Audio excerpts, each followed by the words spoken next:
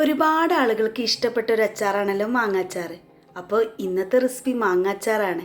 ഒരുപാട് കാലം കേടുകൂടാതെ ഇങ്ങനെ ഇട്ടാലും മാങ്ങാച്ചാർ നല്ല രീതിയിൽ തന്നെ നിൽക്കും. അപ്പോൾ കുറച്ച് ടിപ്സൊക്കെ വെച്ചിട്ട് നമുക്കൊരു അടിപൊളി മാങ്ങാച്ചാർ ഉണ്ടാക്കിയാലോ. അപ്പോൾ അതിനായിട്ട് ഞാനിവിടെ മൂവാണ്ട മാങ്ങയാണ് എടുത്തിട്ടുള്ളത്. അധികം പുളിയൊന്നും ഇല്ലാത്തൊരു മാങ്ങയാണല്ലോ മൂവാണ്ട മാങ്ങ. അപ്പോൾ ഞാൻ അതാണ് എടുത്തിട്ടുണ്ടായിരുന്നത്. എനിക്ക് കിട്ടിയ മാങ്ങ മൂവാണ്ടനായതുകൊണ്ട് തന്നെ ഞാൻ അത് ഇതുപോലെ കട്ട് ചെയ്തെടുത്തിട്ടുണ്ട് കേട്ടോ. ഇതുപോലെയാണ് കട്ട് ചെയ്തെടുക്കേണ്ടത്. ഇനി അതിലേക്ക് നമുക്ക് കുറച്ച് ഉപ്പ് ആഡ് ചെയ്ത് കൊടുക്കണം. 2 ടേബിൾ സ്പൂൺ അളവിൽ ഉപ്പാണ് ഞാൻ ഇതിലേക്ക് ആഡ് ചെയ്ത് കൊടുത്തിട്ടുള്ളത്. 2 ടേബിൾ സ്പൂൺ അളവിൽ ഉപ്പ് ആഡ് ചെയ്തെടുത്തതിന് ശേഷം ഇത് നന്നായിട്ടൊന്ന് കുടഞ്ഞെടുക്കുക.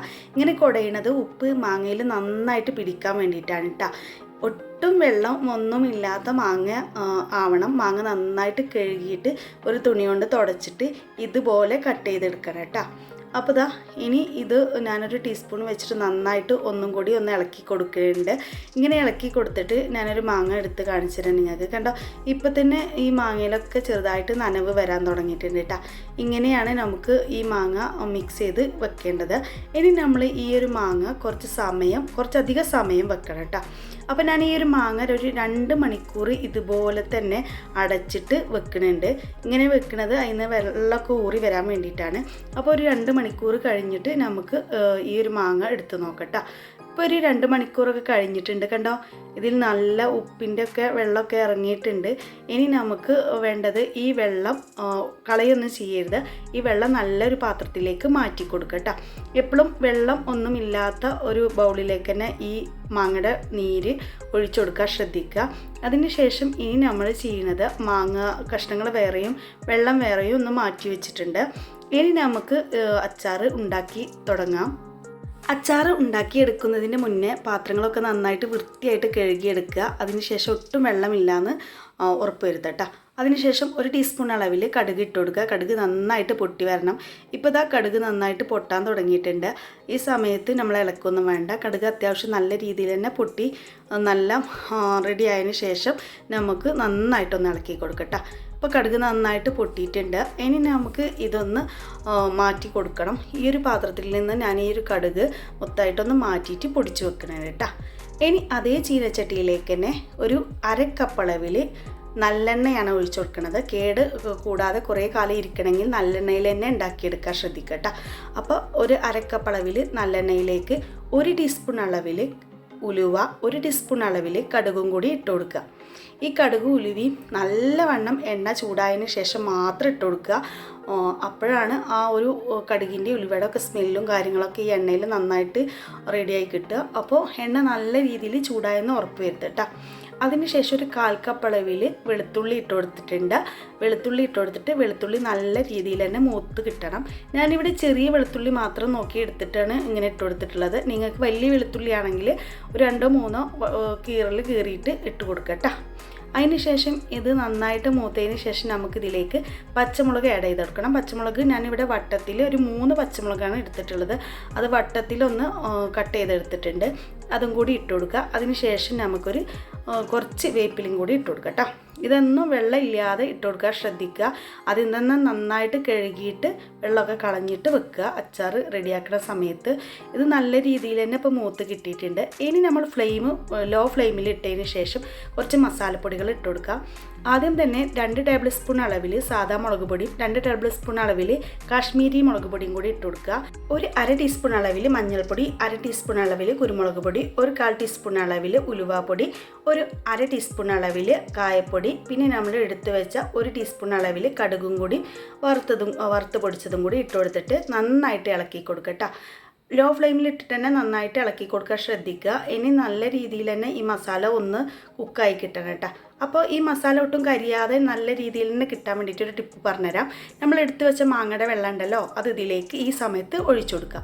ഈ സമയത്ത് ഒഴിച്ചു കൊടുക്കണത് എന്താണെന്ന് പറഞ്ഞാൽ നന്നായിട്ട് ഈ വെള്ളം വറ്റുന്നതുകൊണ്ട് കൂടി തന്നെ നമ്മളെ മസാല നന്നായിട്ട് കുക്കായി കിട്ടും. ഈ മസാല നന്നായിട്ട് ഇതുപോലെ കുക്കായി കിട്ടാൻ വേണ്ടിയിട്ടാണ് ഈ സമയത്ത് നമ്മൾ ആ വെള്ളം ആഡ് ചെയ്ത് കൊടുത്തിട്ടുള്ളത്. ഇനി ഇത് നന്നായിട്ടൊന്ന് വറ്റി വരട്ടെ. ഇപ്പോൾ വെള്ളമൊക്കെ വറ്റി നല്ല രീതിയിൽ എണ്ണ നല്ല രീതിയിൽ തെളിഞ്ഞ് വന്നിട്ടുണ്ട്. ഇനി നമ്മൾ ചെയ്യേണ്ടത് അതിലേക്ക് 1 കപ്പ് അളവിൽ തിളപ്പിച്ച് ആറിയ വെള്ളം ഒഴിച്ചു കൊടുക്കുക. നല്ല ശ്രദ്ധിക്കുക, തിളപ്പിച്ച് ആറിയ വെള്ളം തന്നെ ഒഴിച്ചു കൊടുക്കുക, പച്ചവെള്ളം ഒഴിച്ചു കൊടുക്കരുത് കേട്ടോ. അതിനുശേഷം അതിലേക്ക് നമ്മൾ സുർക്കയാണ് ഒഴിച്ചു കൊടുക്കുന്നത്. വിനാഗിരി എന്നൊക്കെ പറയില്ല, ആ സുർക്ക ഒഴിച്ചു കൊടുക്കുക. അതിലേക്ക് നമ്മൾ ഒരു 1/2 കപ്പ് അളവിൽ സുർക്കയും കൂടി ആഡ് ചെയ്ത് കൊടുക്കണം. കണ്ടോ, ഇപ്പോൾ തന്നെ എണ്ണ ഒക്കെ നല്ല രീതിയിൽ തെളിഞ്ഞ് നല്ല രീതിയിൽ തന്നെ ആയി കിട്ടിയിട്ടുണ്ട്. ഒന്ന് വെള്ളമൊക്കെ വറ്റിയിട്ടുണ്ട്. ആ സമയത്ത് നമുക്കിതിലേക്ക് സുർക്ക ആഡ് ചെയ്ത് കൊടുക്കാം. സുർക്ക നമ്മൾ ഒരു 1/2 കപ്പ് അളവിലെടുത്തിട്ട് അതും കൂടി ആഡ് ചെയ്തിട്ട് നന്നായിട്ട് തിളച്ച് വരട്ടെ. ഇപ്പോൾ ഇത് നല്ല രീതിയിൽ തിളക്കാൻ തുടങ്ങിയിട്ടുണ്ട് കേട്ടോ. ഇനി ഇത് നല്ല രീതിയിൽ തിളച്ചിട്ട് ഈ വെള്ളമൊക്കെ ഒന്ന് വറ്റി ചെറുതായിട്ടൊന്ന് കുറുകി കിട്ടണം കേട്ടോ. എണ്ണ നല്ല രീതിയിൽ തെളിഞ്ഞ് കിട്ടണം. ഈ സമയം നമുക്കിതൊന്ന് അടച്ച് വെച്ചിട്ട് നല്ല രീതിയിൽ ഒന്ന് തിളപ്പിച്ച് കുറുക്കിയെടുക്കുക. അപ്പോൾ നിങ്ങൾ ശ്രദ്ധിക്കേണ്ടത് ഹൈ ഫ്ലെയിമിൽ ഇടരുത്, മീഡിയം ഫ്ലെയിമിൽ ഇട്ടിട്ട് നല്ല രീതിയിലൊന്ന് കുറുക്കിയെടുക്കുക. ഈ സമയത്ത് ഞാൻ ഉപ്പൊന്ന് ചെക്ക് ചെയ്തിട്ടുണ്ടായിരുന്നു. ഉപ്പിൻ്റെ അളവ് കുറവായിരുന്നു. അപ്പോൾ ഒരു 1/2 ടീസ്പൂൺ അളവിൽ ഉപ്പും കൂടി ചേർത്ത് കൊടുത്തിട്ടുണ്ട്. നിങ്ങൾ ഉപ്പ് ഇടുന്ന സമയത്ത് ശ്രദ്ധിക്കേണ്ടത്, നമ്മൾ ഓൾറെഡി ഉപ്പുള്ള വെള്ളമാണ് ഒഴിച്ചു കൊടുത്തിട്ടുള്ളത്. പിന്നെ നമ്മൾ ഇതിലേക്ക് ആഡ് ചെയ്യാനുള്ള മാങ്ങക്ക് നല്ല രീതിയിൽ ഉപ്പ് പിടിച്ചിട്ടുണ്ടാവും. അതൊക്കെ നോക്കിയതിന് ശേഷം മാത്രം ഉപ്പിട്ട് കൊടുക്കുക കേട്ടോ. അപ്പോൾ ഇത് നല്ല രീതിയിൽ തന്നെ ഇപ്പോൾ കുറുകി കിട്ടിയിട്ടുണ്ട്. ഇനി നമ്മൾ ഇതിൽ എല്ലാ മസാലകളും റെഡി ആയിട്ടുണ്ടോയെന്ന് ഒന്നും കൂടി ഒന്ന് ചെക്ക് ചെയ്യുന്നുണ്ട് കേട്ടോ. അപ്പം അത് ഒക്കെ അടിപൊളിയായിട്ട് തന്നെ കിട്ടിയിട്ടുണ്ട്. എരിവും പുളിയും അതുപോലെ തന്നെ ഉപ്പും ഒക്കെ സെറ്റാണ്. നിങ്ങൾ ഉപ്പൊന്നും ഇല്ലെങ്കിൽ, പുളിയൊക്കെ ഇല്ലെങ്കിൽ കുറച്ച് സുർക്കയും ഉപ്പൊക്കെ ഈ സമയത്ത് ആഡ് ചെയ്യുക. ഇനി ഇതിലേക്കൊരു ടിപ്പായിട്ട് ഞാൻ പറഞ്ഞുതരാം. ഒരു 1/4 ടീസ്പൂൺ അളവിൽ പഞ്ചസാരയും കൂടി ആഡ് ചെയ്ത് കൊടുക്കുക. അടിപൊളിയാണ്. 1/4 ടീസ്പൂണിൽ അധികം ഇട്ട് കൊടുക്കരുത് കേട്ടോ, മതിരിക്കും. ഇത് നമ്മൾ ഉപ്പും പുളിയൊക്കെ ഒന്ന് റെഡിയായി കിട്ടാൻ വേണ്ടിയിട്ടാണ് ഒരു 1/4 ടീസ്പൂൺ അളവിൽ നമ്മളിതിലേക്ക് പഞ്ചസാരയും കൂടി ഇട്ടെടുത്തിട്ടുള്ളത്. ഇതുവരെ ഇങ്ങനെ ചെയ്തിട്ടില്ലെങ്കിൽ തീർച്ചയായിട്ടും ഒന്ന് ചെയ്ത് നോക്കി. ഇനി ഞാനിവിടെ ഫ്ലെയിം ഓഫ് ചെയ്തു കേട്ടോ. ഫ്ലെയിം ഓഫ് ചെയ്തതിന് ശേഷം മാത്രമാണ് ഞാനിവിടെ മാങ്ങ ചേർത്ത് കൊടുത്തിട്ടുള്ളത് കേട്ടോ. അപ്പോൾ ഇങ്ങനെ ചേർത്ത് കൊടുക്കുന്ന സമയത്ത് നിങ്ങൾക്ക് മാങ്ങ അലിഞ്ഞ് പോകുമൊന്നുമില്ല, മാങ്ങ വെന്ത് കിട്ടേണ്ട ആവശ്യമൊന്നുമില്ലല്ലോ. ഇതിൽ കിടന്നിട്ട് തന്നെ മാങ്ങ ഒന്ന് ജസ്റ്റ് കുക്കായി കിട്ടും. അപ്പോൾ ഓഫ് ചെയ്തിട്ട് തന്നെ മാങ്ങ ഇട്ട് കൊടുക്കുക കേട്ടോ. അപ്പോൾ ഈ മാങ്ങയുടെ അച്ചാർ നമുക്ക് കഴിക്കുന്ന സമയത്ത് മാങ്ങ ഇടയ്ക്കൊക്കെ ഇങ്ങനെ കടിച്ച് കിട്ടുന്ന രീതിയിലുള്ള ഒരു മാങ്ങ അച്ചാറായിരിക്കും. ഇപ്പോൾ ഇതിൽ മാങ്ങയിൽ ഈ മസാല ഒക്കെ പിടിച്ച് കിട്ടിയിട്ടില്ലെങ്കിൽ ഈ ഒരു പരുവത്തിലാവുമ്പോൾ തന്നെ നമ്മൾ ഓഫ് ചെയ്യണം കേട്ടോ. കുറുകിയ സമയത്ത് തന്നെ ഓഫ് ചെയ്തിട്ട് മാങ്ങ ഇട്ട് കൊടുക്കണം കേട്ടോ. ഇനി ഇത് ചൂടാറിയതിന് ശേഷം നല്ല രീതിയിൽ തന്നെ ഇതിൽ മസാല ഒക്കെ മാങ്ങയിൽ പിടിച്ചിട്ടുണ്ടാവും കേട്ടോ. അപ്പോൾ എല്ലാം നല്ല രീതിയിൽ തന്നെ നമുക്ക് കിട്ടിയിട്ടുണ്ട്. ഇപ്പം ഞാൻ നിങ്ങൾക്ക് ഇത് ചൂടാറിയതിന് ശേഷം കാണിച്ചു തരാം. കണ്ടോ, ഇപ്പോൾ കണ്ടോ മസാല ഒക്കെ നന്നായിട്ട് ഇതിൽ മാങ്ങയിൽ പിടിച്ചിട്ട് അടിപൊളി മാങ്ങ അച്ചാറായില്ലേ. എണ്ണ ഒക്കെ നല്ല രീതിയിൽ തന്നെ തെളിഞ്ഞ് കിട്ടിയിട്ടുണ്ട്. ഇങ്ങനെ എണ്ണ നല്ല രീതിയിൽ തെളിഞ്ഞ് കിട്ടുകയാണെങ്കിൽ മാങ്ങക്ക് ഒട്ടും കേടുവരില്ല കേട്ടോ. അപ്പം ഞാനിതിന് ഫോട്ടോഷൂട്ടിന് വേണ്ടിയിട്ട് ഒരു ബൗളിലേക്ക് മാറ്റി കൊടുത്തിട്ടുണ്ട്. നിങ്ങൾ ചെയ്യുമ്പോൾ നല്ല ഗ്ലാസ് ബൗളിലേക്ക് മാറ്റി കൊടുക്കുക. അടിപൊളിയായിരിക്കും. നിങ്ങൾക്ക് നാവിൽ വെള്ളം ഊറുന്നൊരു അടിപൊളി അച്ചാർ കണ്ടില്ലേ. തീർച്ചയായിട്ടും ഈ മാങ്ങാക്കാലത്ത് ഒരു വട്ടം ട്രൈ ചെയ്ത് നോക്കണം. ഇഷ്ടപ്പെടുകയാണെങ്കിൽ സബ്സ്ക്രൈബ് ചെയ്യാനും ലൈക്ക് ചെയ്യാനും ഷെയർ ചെയ്യാനും മറക്കരുത്. ഇതുപോലുള്ള വീഡിയോയുമായി വീണ്ടും കാണാം.